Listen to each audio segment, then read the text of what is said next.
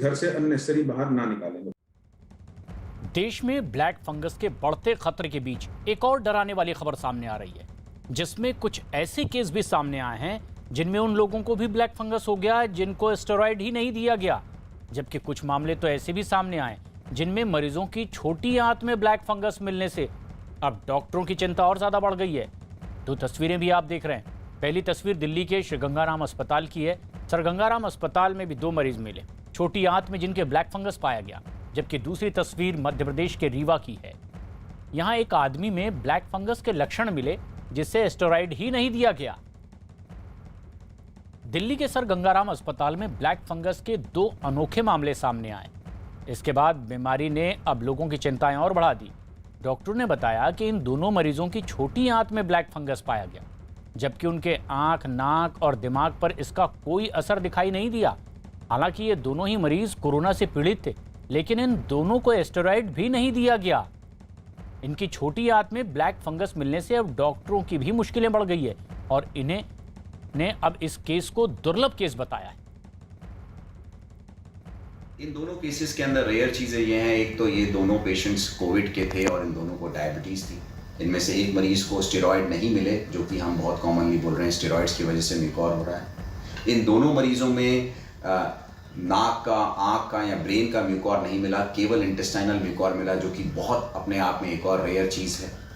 तीसरी चीज, intestinal Mucor अक्सर पेट यानी स्टमक और लार्ज इंटेस्टाइन यानी बड़ी आंत को अफेक्ट करता है, लेकिन इन केसेस में हमने स्मॉल इंटेस्टाइन का देखा इन्वॉल्वमेंट। एक और केस मध्य प्रदेश से सामने आया। रीवा में ब्लैक फंगस के मामले में अब यहां लोगों की चिंता बढ़ रही है। जिस आदमी को ये ब्लैक फंगस की बीमारी हुई उसे कोरोना के लक्षण भी नहीं थे, ना ही उसे स्टेरॉइड का कोई इंजेक्शन दिया गया। ऐसे में इन लोगों में अब ब्लैक फंगस मिलने से डॉक्टरों की भी चिंता बढ़ गई है। डॉक्टर अब इस मरीज की जांच पड़ताल कर यह पता लगाने में जुटे हैं कि आखिर इस आदमी को ब्लैक फंगस की बीमारी कैसे हुई, ताकि दूसरे लोगों को समय रहते सावधान किया जा सके। अभी हमारे यहाँ पर जो पेशेंट करीब 22 भर्ती है और उसमें अधिकतर में जो पेशेंट हमारे कोविड के थे उन लोगों में और जो पोस्ट कोविड थे उन लोगों में ये देखने में आया है। और कई बार हम लोगों ने जो जब देखे हैं वार्डों में, जब कोविड का समय नहीं था, तो वो पेशेंट जो डायबिटिक की वजह से कोई कॉम्प्लिकेशन हो गया, जैसे डायबिटिक कीटोसिडोसिस, उस दौरान फिर हम लोगों को देखने में ये मिलते हैं। महाराष्ट्र में भी ब्लैक फंगस का दायरा लगातार बढ़ता चला जा रहा है। अब तक ब्लैक फंगस के 1500 मरीज सामने आ चुके हैं महाराष्ट्र में, जबकि इस बीमारी ने अब तक राज्य में 90 लोगों की जान ले ली। अकेले मुंबई शहर में ही 115 लोग ब्लैक फंगस के शिकार हैं। इनका इलाज सायन, नायर, कूपर और केईएम अस्पताल में चल रहा है। मुंबई के अलावा पुणे, नासिक और नागपुर में भी ब्लैक फंगस की वजह से परेशानी बढ़ गई है। देश में अब तक सबसे ज्यादा ब्लैक फंगस के केस महाराष्ट्र से ही सामने आए। महाराष्ट्र में लगातार बढ़ते ब्लैक फंगस के मामलों के बीच अब मुंबई शहर के पालक मंत्री असलम शेख ने दावा किया है कि सरकार लगातार लोगों की मदद के लिए कोशिश कर रही है। कोरोना की तीसरी लहर और ब्लैक फंगस के मामले से निपटने के लिए महाराष्ट्र सरकार की क्या तैयारी है, इस पर बात करने के लिए हमारे साथ मौजूद हैं महाराष्ट्र सरकार में मंत्री असलम शेख सर।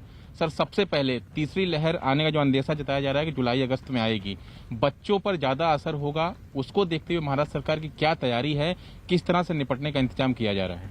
देखिए, जो हमारी टास्क फोर्स है, WHO है, ICMR है, सबने कहा था कि फेज 1 होगा, फेज 2 होगा, फेज 3 भी होगा और ये फेज 4 भी होगा अगर हमने वैक्सीनेशन जो है केंद्र सरकार ने ध्यान नहीं दिया, या तो खुद वो वैक्सीनेशन ले और राज्य को दे, या वो खुला कर दे ताकि राज्य अपने हिसाब से जो है वो जो वैक्सीनेशन निकली है दुनिया भर में उनसे खरीद ले, नहीं तो इस तरीके से बढ़ता रहेगा।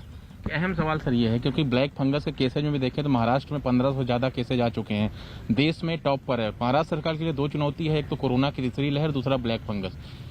महाराष्ट्र सरकार ने यह भी कहा कि हम महात्मा ज्योतिबा फूले आरोग्य योजना के तहत लोगों का मुफ्त में उपचार करेंगे, लेकिन अभी जो केसेस सामने आ रहे हैं उससे निपटने के लिए क्या अलग वार्ड बनाए जाएंगे, जो मरीज आ रहे हैं उन्हें अलग वार्ड में रखा जाएगा? नहीं, देखिए, जो इस तरीके के केसेस आ रहे हैं उसकी तादाद अब इतनी ज़्यादा महाराष्ट्र की साइज को देखते हुए नहीं हुई है। जैसे मुंबई में कुछ आ गए होंगे, कुछ थाना में आ गए होंगे, कुछ अलग अलग कोल्हापुर और इस तरीके से आए हैं, तो बिखरे हुए हैं। लेकिन जब ऐसे लगेगा, अभी वो टास्क फोर्स हमारी जो बैठी है, जो एक्सपीरियंस डॉक्टर, सीनियर डॉक्टर्स को लेके जो बनाए हैं, उनका रिकमेंड लेंगे, क्योंकि वो ही सही तरीके से बता सकते हैं, हम लोग के साथ बैठ के चर्चा कर सकते हैं, ना कि किसी की बात सुने आए हैं और टेलीविजन में कुछ भी हम बोल दें। वो अब देख रहे हैं कि पिछली बार से फेल ही होते आ रहे हैं। केंद्र सरकार के कभी जो हेल्थ मिनिस्टर आके बोलते हैं, कभी पंतप्रधान जी जो बोलते हैं, वो कहीं भी कॉन्क्रीट नहीं हो रहा है। उत्तराखंड के रुड़की में भी ब्लैक फंगस का एक केस सामने आया है और